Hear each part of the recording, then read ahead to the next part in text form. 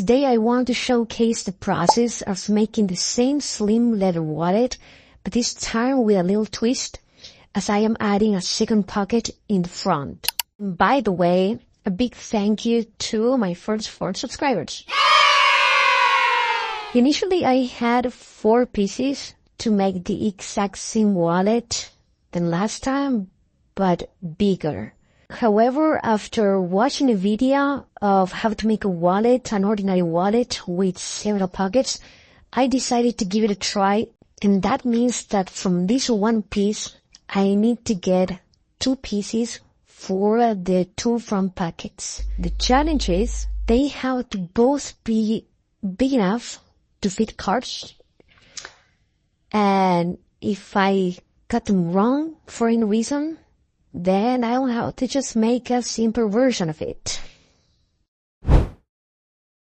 To give you some insight, what I marked was 4 and 5 centimeters from the bottom to the top of each side. In that way, the pocket will have a gap that will start at about 2 centimeters from the sides, and it will look something like this. And yes, those are the pieces that I so needed, and now I can proceed to stitch the first 2 layers and of course first punch the holes. What can go wrong now? Well, I don't know, but anyways, I have to admit that punching is not my best skill. I learned that there are different types and qualities of chisels. I'm using my 40th chisel because I messed up my 60th chisel due to using an ordinary hammer, I believe, instead of a maul. So once I marked the holes with my chisel, I compared that the holes in both layers match. And once I'm sure that they do, I use the O that you can see there to actually make the holes, and then the sewing is quite straightforward.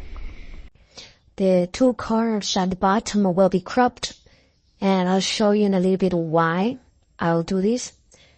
And yes, I was asking myself, what can go wrong? Nothing really, but sometimes kids also want to add their own art. And from now on, we're going to see graffitis like this one that hopefully will not disturb your eye. It is time to finally start sewing one of the parts that I enjoy the most. I start on the side because that's the place where I want to finish. Those little rings that you can see right there are snap fast charge that I was requested to use for this specific wallet, which turned out useful because they keep the layers together and make the sewing way much easier. And for the most part, I'm gonna be just sewing 2 layers together. That's why I was cropping corners and edges, like the one that you see here, to also make it look even all around the wallet, even though there are more than 2 layers. For the rest of this video, I want to share 3 takeaways from making this wallet, things I want to remind myself of, and hope will mean something to you too. First takeaway, finish what you start. When I saw that my piece of leather had been scratched, I felt like stopping, but bringing the process to a completion feels very rewarding.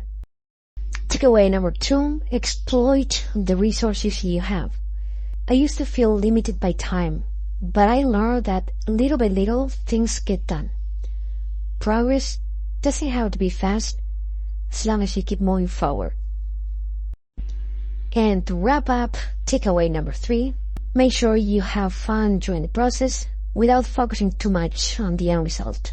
And I want to remind myself to look at my mistakes with different eyes, because I understand they're part of the lessons I learned all along the way. At the end of the day, we all enjoy good laughter.